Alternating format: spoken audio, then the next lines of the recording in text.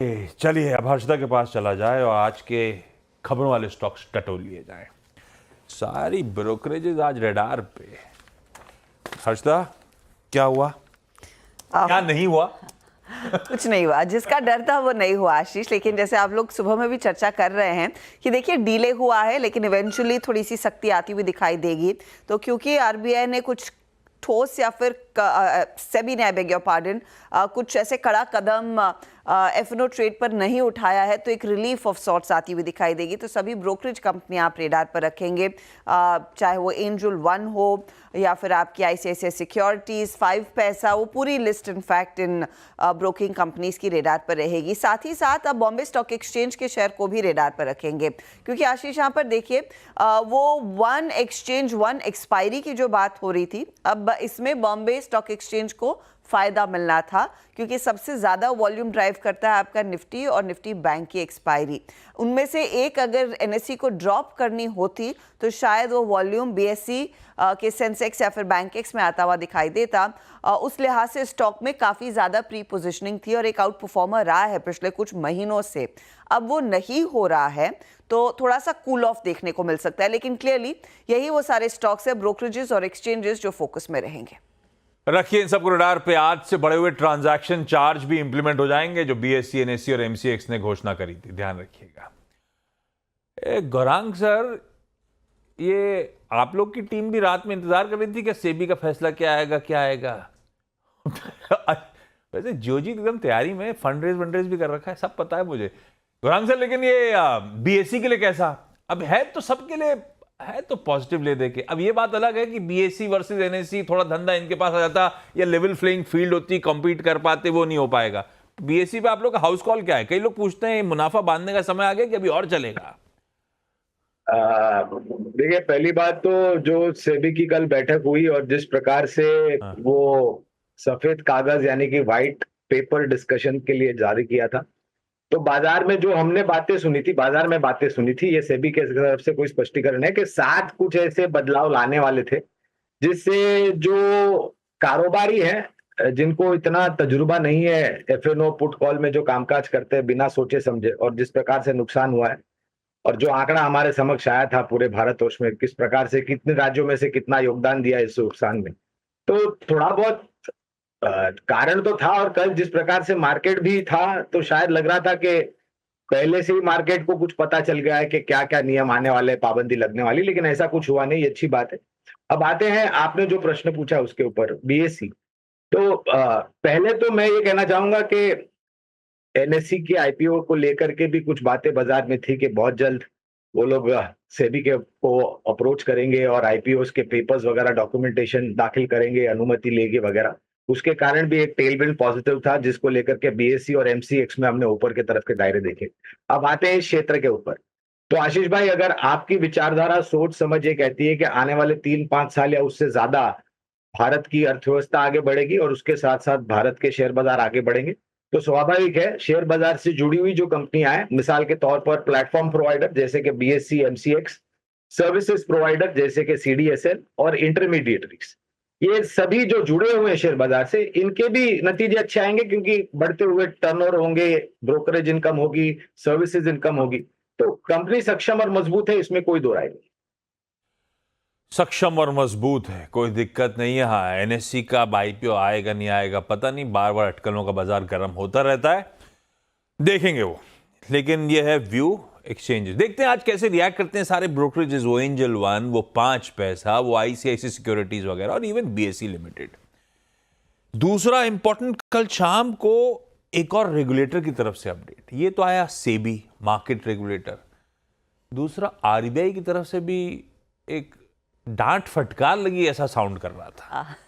गाबा sir, मणापुरम और मुथूट के chart जरा रखिएगा रडार पे, कहीं कोई ट्रेड के समीकरण बैठ रहे हो तो आप बताना, क्योंकि मैं कंफ्यूज हूं। मैंने सुबह टीम में इसलिए नहीं डाला था, ये चलेंगे नहीं चलेंगे मुझे समझ में नहीं आ रहा था। हर्षदा पहले खबर बताती हैं। हर्षदा, क्या अपडेट्स हैं? आशीष, देखिए आरबीआई का कल शाम को एक सर्कुलर आया है और सर्कुलर में साफ तौर से आरबीआई ने कहा है कि गोल्ड लोन चाहे वो एनबीएफसीज दे रही है या फिर बैंक्स दे रहे हैं, उनमें कई सारी इरेगुलरिटीज है, यानी कि अनियमितताएं हैं। अब ऐसे में आरबीआई ने इनको वार्न कर दिया है कि देखिए एक्शन आपको तुरंत लेना है, 3 महीने का समय है, वरना सुपरवाइजरी एक्शन आता हुआ दिखाई दे सकता है। अब जब समीक्षा की गई है तो यहाँ पर क्या पाया गया है?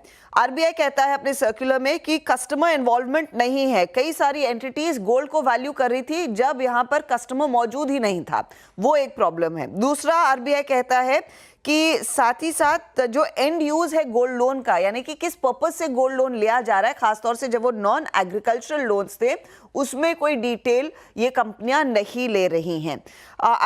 सर्कुलर में ये भी कहा है कि गवर्नेंस स्ट्रक्चर्स थोड़े से कमजोर पड़ते दिखाई दे रहे हैं, क्योंकि ऐसे कई इंस्टेंसेस आरबीआई ने पाए हैं कि एक ही शख्स को बार बार वो गोल्ड लोन दिया गया है, तो और वो एक दिक्कत वाली स्थिति है।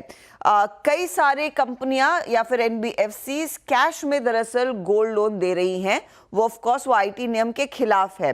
साथ ही साथ ट्रांसपेरेंसी की इश्यूज है, कुछ डेफिशिएंसी पाई गई है। जब ऑक्शन प्रोसेस होता है, जब आप डिफॉल्ट कर जाते हैं तो आपका वो गोल्ड जाकर ऑक्शन होता है, तो उस प्रोसेस में कुछ खामियां पाई गई थी और कुछ कस्टमर्स ने तो जो गोल्ड की कीमत थी उसके कम वैल्यू मिली है उनको। तो कई सारी ऐसी खामियां उभर कर आई हैं। अब आरबीआई ने कहा है अगर आप ये तमाम दिक्कतों पर तुरंत एक्शन नहीं लेंगे तो सुपरवाइजरी एक्शन आता हुआ दिखाई देगा। अच्छा, अब इस पर कई सारी ब्रोकरेज रिपोर्ट्स आई है, जेफरीज और मॉर्गन स्टैनली।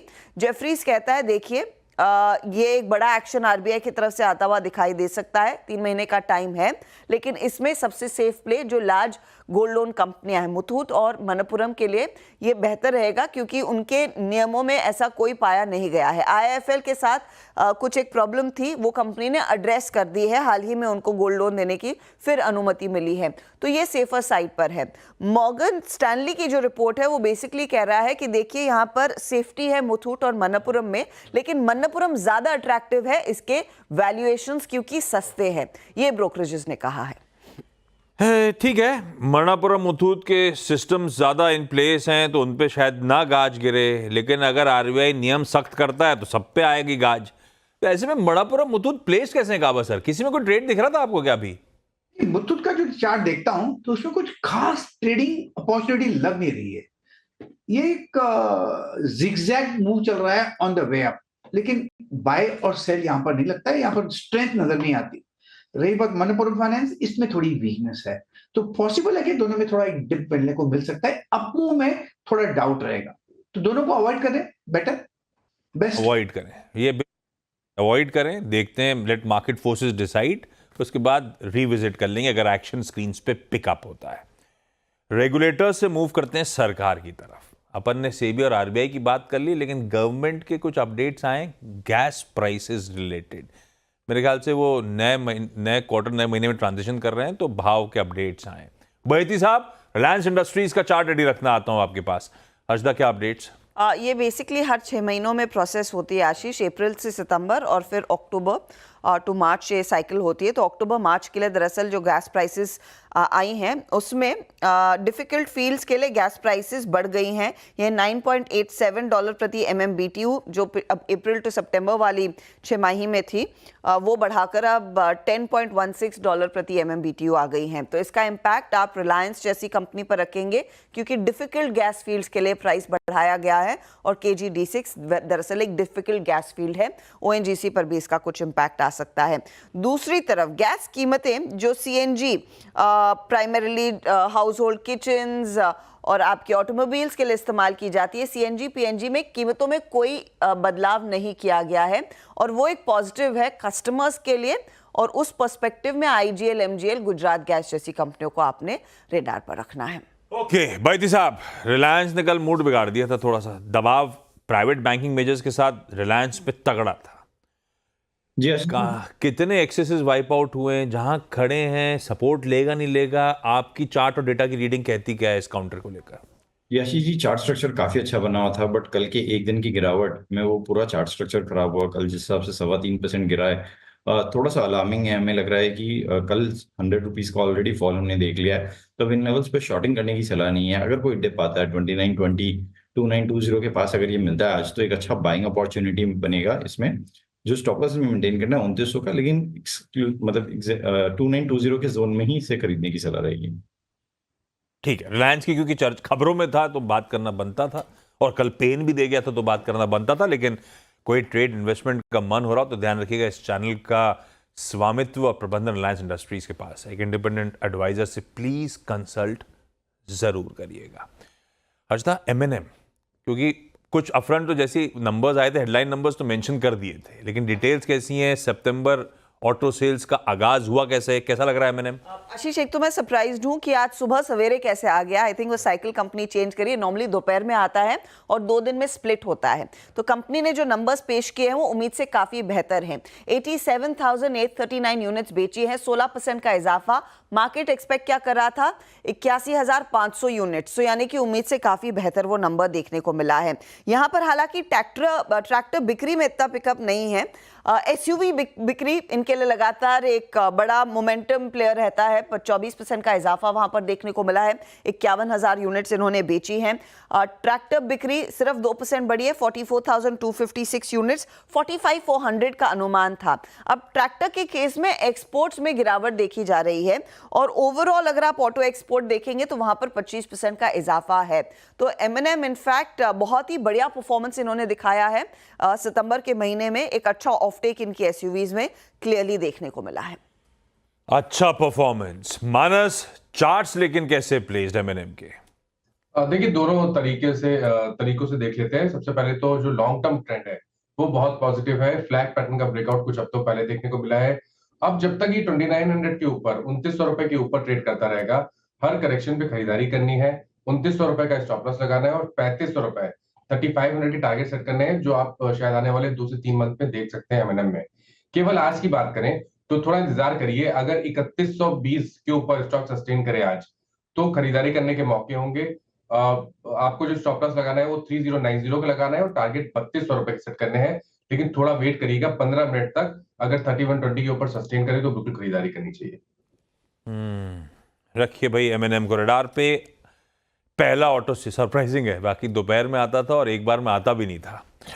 अगला पावर कंपनीज रडार पे, और सब राजस्थान सरकार के साथ करार करे चले जा रहे थे। कल कुछ था आयोजन क्या वहां पे? आशीष, मैंने ऐसे तो नहीं पढ़ा, लेकिन हाँ ऐसे लग रहा है कि कई सारे ऑर्डर्स के लिए राजस्थान सरकार ने कई सारी बिड्स मंगाई थी और वहां पर वो फाइनल होते हुए दिखाई दिए हैं। NTPC ने एक MOU साइन किया है राजस्थान सरकार के साथ। 25 गीगावाट के रिन्यूएबल प्रोजेक्ट्स दरअसल यहाँ पर कमीशन होते हुए दिखाई देंगे। टाटा पावर ने 1.2 लाख करोड़ के इन्वेस्टमेंट्स की घोषणा की है। ये MOU के तहत होता हुआ दिखाई देगा। पावर डिस्ट्रीब्यूशन, ट्रांसमिशन और रिन्यूएबल में इन्वेस्टमेंट आएगा। NHPC ने भी यहाँ पर दरअसल एक MOU साइन किया है। 50,000 करोड़ तक का इन्वेस्टमेंट होता हुआ दिखाई देगा। ये pump storage projects, renewable energy वाले प्रोजेक्ट्स और बैटरी एनर्जी स्टोरेज सिस्टम पर भी NHPC काम करती हुई दिखाई देगी। तो ये सभी वो कंपनियां रेडार पर, और इरेडा की तरफ से भी एक अपडेट आया है। देखिए, सेकेंड क्वार्टर नंबर्स का इंतजार अब शुरू हो चुका है, वो हम बैकवर्ड गिनती शुरू करेंगे। लोन सैंक्शन Q2 में करीब 303% बढ़ा है, ये ईयर ऑन ईयर नंबर है, अच्छा खासा इजाफा। लोन डिस्ट्रीब्यूशन में हमने देखा है डिसबर्समेंट में करीब 57% तक की बढ़त देखने को मिल रही है, और टोटल लोन्स इस सेकंड क्वार्टर में 35% बढ़ते हुए दिखाई दिए हैं। तो ये भी स्टॉक आज रेडार पर है। अपडेट ठीक ही है, अपडेट अच्छा है। ओके सतपुत्र साहब, आप चार्ट रेडी रखो, मैं आता हूं आपके पास। पहले हर्षदा से बाकी के सारे स्टॉक से न्यूज जान लेता हूं। हर्षदा, और कौन कौन से? एक तो bank of Maharashtra Ashish, QIP launch होने की खबरें यहाँ पर कल आ रही थी। बेस साइज 1750 करोड़ का रहेगा और एक अपसाइज करने का भी ऑप्शन है उतना का, तो नियरली 3000 करोड़ से ज्यादा का फंड रेज कर सकती है। जो इंडिकेटिव फ्लो प्राइस है वो 57 रुपए 20 पैसे के आसपास है आफ्टर डिस्काउंट। नियरली 5% के डिस्काउंट पर ये सौदा QIP यानी कि होता हुआ दिखाई देगा। अच्छा, पोस्ट फंड्स टियर 1 रेशियो जो 13.1% के आसपास है, 41% के आसपास है, 15% या 16% के करीब जाएगा। बुक वैल्यू भी बढ़ती हुई दिखाई देगी। गवर्नमेंट स्टेक यहाँ पर 86% से घटकर 79% पर आएगा, वो एक स्टॉक रेडार पर रहेगा। इंटरग्लोब एविएशन, जैसे अनुज पहले भी मेंशन कर रहे थे कि ऑयल मार्केटिंग कंपनियों ने ATF के प्राइसेस दूसरी मर्तबा दरअसल एक ही महीने में कट किए हैं, तो इंटरग्लोब के लिए एक बड़ा पॉजिटिव है। हम सब जानते हैं फ्यूल एक मेजर रॉ मटेरियल कॉस्ट से करीब 40 से 50% फ्यूल का कॉस्ट ही इन एयरलाइन कंपनियों को भरना पड़ता है। इप्का लैब्स आप रेडार पर रखिएगा, क्योंकि इप्का ने दरअसल अपना यूएस की जो एक सब्सिडरी थी बेशोर, उसके 9 ANDAs और कुछ जेनरिक का बिजनेस बेचा है यूनिकेम लैब्स को। तो दोनों स्टॉक्स आप रेडार पर रखेंगे उस लिहाज से। इंडिया ग्लाइकोल हम सब जानते हैं वो पूरे एथनॉल प्ले में यहाँ पर अब कंपनियों को अपनी कैपेसिटी बढ़ानी पड़ेगी और कैपेसिटी एक्सपेंशन की बात यहाँ पर कंपनी कर रही है। इनकी काशीपुर डिस्टिलरी में दरअसल एडिशनल कैपेसिटी जुड़ रही है और बायोफ्यूल एथनॉल की कैपेसिटी भी अब बढ़ती हुई दिखाई देगी इसी फैसिलिटी में। ओके सेठ साहब, बैंक ऑफ महाराष्ट्र का चार्ट रेडी रखिएगा, मैं आता हूं आपके पास। सत्यदेव साहब, आई एम श्योर इस बीच इरीडा आपने देख लिया होगा, Q2 बिजनेस अपडेट स्ट्रॉन्ग आता हुआ। आशीष जी देखिए, इरिडा का अगर आप चार्ट देखें तो मुझे लगता है कि फर्स्ट ऑफ ऑल यहाँ पे मुझे वीकली चार्ट बहुत बढ़िया लगता है। मुझे लगता है जब तक ये 225 220 का जो कॉन्फ्लुएंस ऑफ सपोर्ट की हम बात करते हैं, जब तक ये सपोर्ट मेंटेन होता है तब तक कोई दिक्कत नहीं है। ऑन द कॉन्ट्ररी मुझे लगता है यहाँ पे एक रैली मिलनी चाहिए जिसका टारगेट होगा 260 का। इरीडा, चलिए अच्छे नंबर्स पे देखते हैं किस तरह की ओपनिंग होती है, उसके बाद कितनी गुंजाइश बचती है ये भी देखना पड़ेगा। बैंक ऑफ महाराष्ट्र कल सुगबुगाहट थी, जाते जाते हरे में ही था ये स्टॉक जब बाजार खासी कमजोरी में था। शाम को लेकिन कंफर्मेशन आता हुआ बैंक ऑफ महाराष्ट्र का QIP लॉन्च्ड। सेठ साहब, चार्ट्स में मामला कैसा है? जी आशीष जी, अगर बैंक ऑफ महाराष्ट्र का चार्ट देखें तो बेसिकली ये स्टॉक अपने 50 और 200 डेमा के बीच में एक पिछले 9-10 दिनों से कंसोलिडेट कर रहा है। एक टाइट कंसोलिडेशन है यहाँ पे। 200 डेमा जो कि लगभग 59-50 के आसपास आता है, एक स्ट्रॉन्ग सपोर्ट जोन है। तेजी यहाँ पे बनेगी अगर स्टॉक 61 रुपीज के ऊपर निकले, 61.50 जहां पर इसका 50 डे एक्सपोनेंशियल मूविंग एवरेज है, तो वहां से फिर एक तेजी यहाँ पे बन सकती है। तो थोड़ा सा वेट करें, 61.50 के ऊपर निकले तो जरूर एक बाय है। In that case stop loss will be 60 rupees 50 पैसे and targets will be 63 and 65।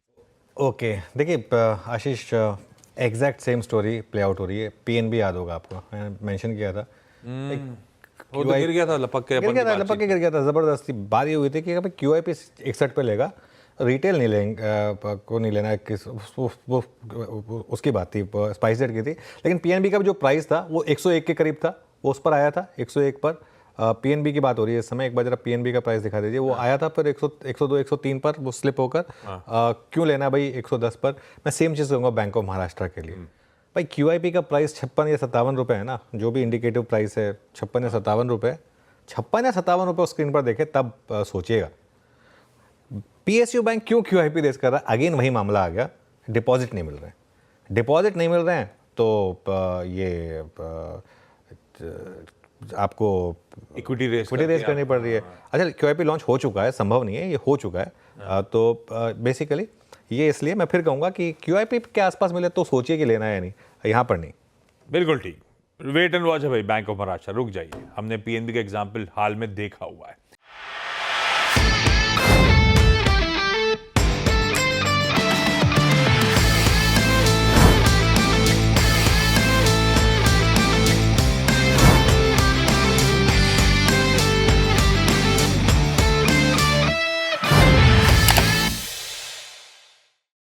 बता दें कि मनी कंट्रोल पर दिए गए विचार एक्सपर्ट्स के अपने निजी विचार होते हैं। वेबसाइट या मैनेजमेंट इसके लिए उत्तरदायी नहीं है। यूजर्स को मनी कंट्रोल की सलाह है कि कोई भी निवेश निर्णय लेने से पहले सर्टिफाइड एक्सपर्ट की सलाह लें।